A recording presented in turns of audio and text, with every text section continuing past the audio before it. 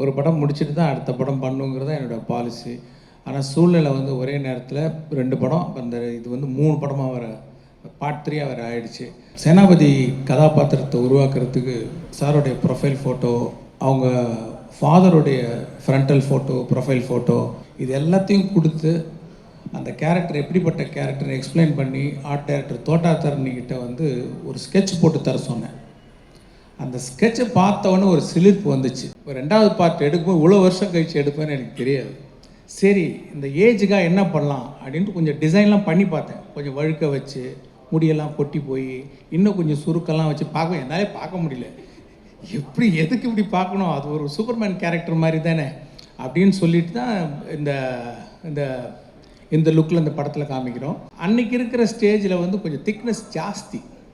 ரொம்ப கஷ்டம் சாருக்கு, இப்போவும் கஷ்டம்தான், அது ரொம்ப கஷ்டம். ஏன்னா அந்த திக்னஸ்க்கு வந்து நீங்கள் சாதாரணமாக நடிச்சிங்கன்னா வெளியில் வராது. அதை கண்ணாடியில் பார்த்து பார்த்து எத்தனை மடங்கு நடித்தா இந்த ஸ்மைல் வர்றதுக்கு எவ்வளோ பம்ப் பண்ணணும், எவ்வளோ ப்ரெஷர் போடணுன்றது கண்ணாடியை பார்த்து பார்த்து ஒவ்வொரு ஷாட்டுக்கு முன்னாடி சார் நடித்தாங்க. போன படத்தில் வந்து ஃபஸ்ட்டு பார்க்கும்போது யாருக்கும் அது கமல் சார் மாதிரி இல்லையே, இல்லை கமல் சார் மாதிரி இருக்கே அப்படின்னு ஒரு ஒரு ஒரு டிஸ்கஷன் போச்சு. இந்த வாட்டி பார்ட் 1ஓட பார்ட் 2ல் நீங்கள் வந்து கமல் சாரோடைய முகத்தையும் அந்த கேரக்டரில் இன்னும் நல்லா பார்க்கலாம். கரோனா பீரியடில் வந்து எப்போ வேணால் இந்தியன் எப்போ ஸ்டார்ட் ஆகும்னு தெரியல. ஆனால் ஒரு வேளை ஸ்டார்ட் ஆச்சுன்னா நம்ம தயாராக இருக்கணுன்ட்டு இந்த கரோனா பீரியட் பூரா உட்காந்து இந்தியனுக்கு உண்டான எல்லா வேலைகளையும் முடிச்சிட்டேன். ரைட்டிங் ஒர்க்கு, அப்புறம் ப்ராப்பர்ட்டிஸ் லிஸ்ட்டு, காஸ்டியூம்ஸு, என்னென்ன ப்ரீ ப்ரொடக்ஷன் ஒர்க் இருக்கோ எல்லாத்தையும் முடிச்சு வச்சுட்டேன். நேராக போனால் கேமரா பிரித்து ஷூட் பண்ண வேண்டியதான். நான் பாலிடெக்னிக்கில் சேரும்போது அப்போ வந்து income certificate, birth certificate, community certificate இதெல்லாம் நான் ப்ரொடியூஸ் பண்ண வேண்டிய ஒரு இது இப்போ ப்ரொசீஜர் இருக்குது. இப்போ அதுக்கு நான் அந்த சர்டிஃபிகேட் அலையும் போது நான் இதெல்லாம் பார்த்தேன். லைக் கொடுக்க வேண்டிய ஒரு சூழ்நிலை இருக்கும். அது என்ன ரொம்ப பாதிச்சுது. அப்போது சேனாபதி கதாபாத்திரத்தை உருவாக்குறதுக்கு சாருடைய ஃபோட்டோ, சாருடைய ப்ரொஃபைல் ஃபோட்டோ, அவங்க ஃபாதருடைய ஃப்ரண்டல் ஃபோட்டோ, ப்ரொஃபைல் ஃபோட்டோ, அவங்க பிரதர்ஸ் 2 பிரதர்ஸுடைய ஃப்ரண்டல் ஃபோட்டோ, ப்ரொஃபைல் ஃபோட்டோ, இது எல்லாத்தையும் கொடுத்து அந்த கேரக்டர் எப்படிப்பட்ட கேரக்டர்னு எக்ஸ்பிளைன் பண்ணி ஆர்ட் டைரக்டர் தோட்டாத்தரணிக்கிட்ட வந்து ஒரு ஸ்கெட்ச் போட்டு தர சொன்னேன். அந்த ஸ்கெட்சை பார்த்தவொன்னே ஒரு சிலிர்ப்பு வந்துச்சு. அந்த ஸ்கெட்சு தான் அந்த லுக்கு இப்போ நீங்கள் படத்தில் பார்க்குறது, ஒரு சிலிர்ப்பு. அதே மாதிரி நாள் ஷூட்டிங் வந்து அந்த இந்தியன் தாத்தா கேரக்டரில் அவரோட சைதாப்பட்ட ஸ்கூலில் வந்து அப்படி வந்து நின்றும்போது ஒரு சிலிர்ப்பு வந்துச்சு உண்மையாகவே.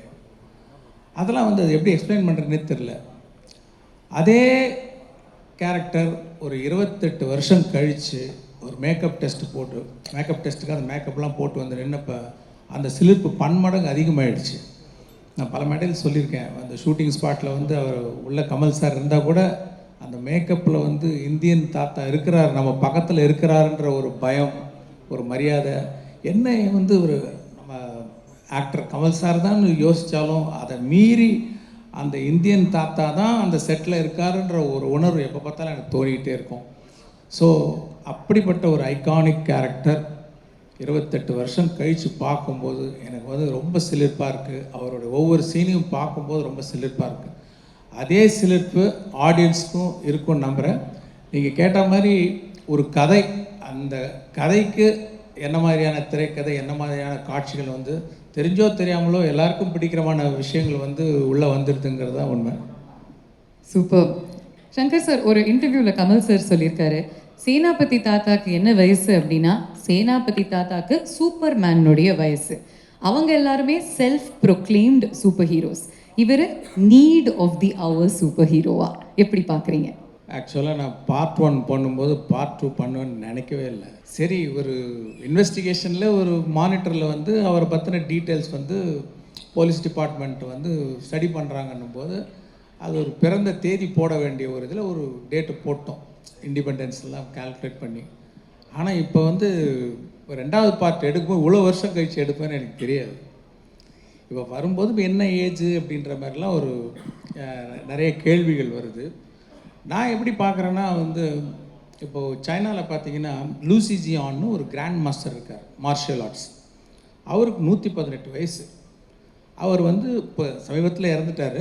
அவர் அந்த ஏஜில் கூட வந்து பறந்து அடிக்கக்கூடிய ஒரு கிராண்ட் மாஸ்டராக இருந்தார். அதே மாதிரி தான் இந்த கேரக்டரும் நம்ம சேனாபதியும் வந்து இஸ் அ கிராண்ட் மாஸ்டர், வர்மக்கலையில் ஒரு கிராண்ட் மாஸ்டர்.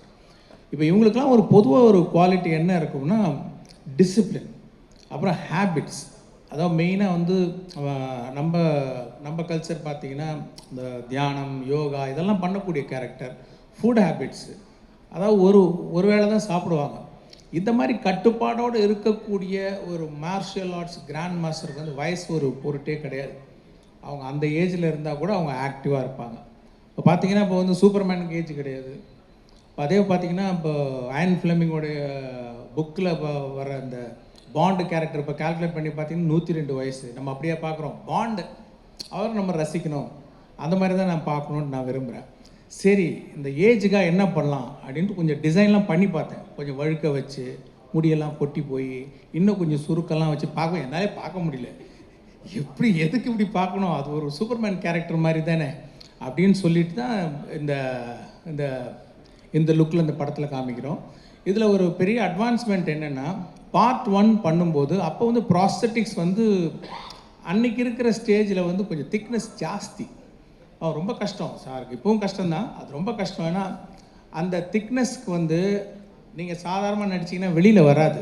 அதை கண்ணாடியில் பார்த்து பார்த்து எத்தனை மடங்கு நடித்தா இந்த ஸ்மைல் வர்றதுக்கு எவ்வளோ பம்ப் பண்ணணும், எவ்வளோ ப்ரெஷர் போடணுன்றது கண்ணாடியை பார்த்து பார்த்து ஒவ்வொரு ஷாட்டுக்கு முன்னாடி சார் நடித்தாங்க. இப்போ வந்து இன்னும் கொஞ்சம் மெல்லிஸ் ஆகிடுச்சு ப்ராஸ்தட்டிக்ஸ். அப்படின்னும் போது நான் சொன்னது என்னென்னா, அப்போ வந்து பேக் அண்ட் ஃபோர்த் போகிறதுக்கு வசதி இல்லை. நல்லாவே ஸ்பெண்ட் பண்ணார். இருந்தாலும் அமெரிக்காவுக்கு போயிட்டு ஒரு டெஸ்ட் ஒன்று பண்ணிவிட்டு அப்புறம் இன்னும் கொஞ்சம் ஃபைன் டியூன் பண்ணுறதுலாம் அந்த ஃபெசிலிட்டிலாம் அப்போ இல்லை.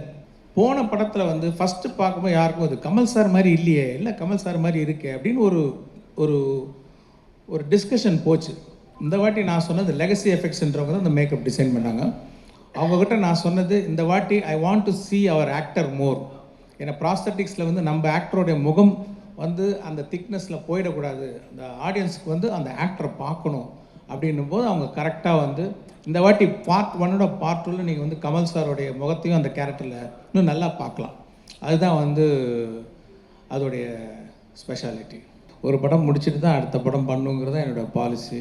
ஆனால் சூழ்நிலை வந்து ஒரே நேரத்தில் 2 படம், அந்த இது வந்து 3 படமாக வர பார்ட் 3 வர ஆயிடுச்சு.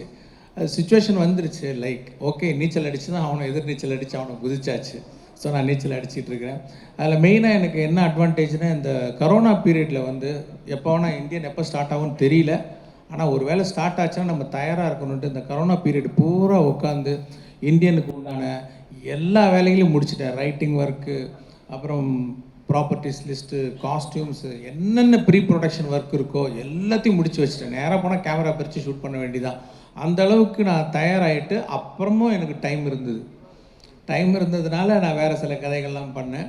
ஸோ எனக்கு வந்து 2 படம் பண்ணும்போது இது எனக்கு பெரிய ப்ளஸ்ஸாக இருந்தது. ஏன்னா எல்லா ப்ரெப் ஒர்க்ஸும் முடிஞ்சு போயிட்டு இருந்தால இந்தியனை பொறுத்த வரைக்கும் எனக்கு இன்னும் அதிகமாக டைம்ஸ் பண்ண வேண்டிய அவசியம் இல்லாமல் இருந்ததுனால என்னால் இன்னொரு படம் பண்ண முடிஞ்சது.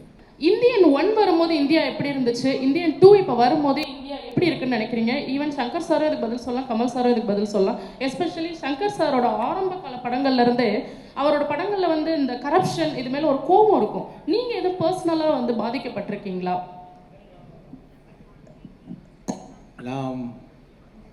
உங்க ஃபர்ஸ்ட் क्वेश्चन என்ன? சாரி. இந்தியன் 1 வரும்போது இந்தியா எப்படி இருந்துச்சு, இந்தியன் 2 வரும்போது இந்தியா எப்படி இருக்கு? அந்த கேள்வி நான் உங்கள்கிட்ட கேட்கணும்னு விரும்புகிறேன். நீங்கள் சொல்லுங்கள் ப்ளீஸ். அப்போ நான் குழந்தையா இருந்தேன், அதனால தெரியல. சரி சரி. இப்போ இன்னமும் அந்த கரப்ஷன் சரியாகலன்னு தோணுது அப்படின்னு நீங்கள் நினைக்கலையா? நினைக்கிறேன். அவ்வளோதான், 2 பேரும் ஒரே மேட்டரை பேசிகிட்டு இருக்கோம். எதுவும் மாறலையே, கம் பேக் இண்டியன். எவனும் திருந்தலையே, கம் பேக் இண்டியன். லஞ்சம் லஞ்சம் லஞ்சம், அதுதான் படம், வந்து பாருங்க.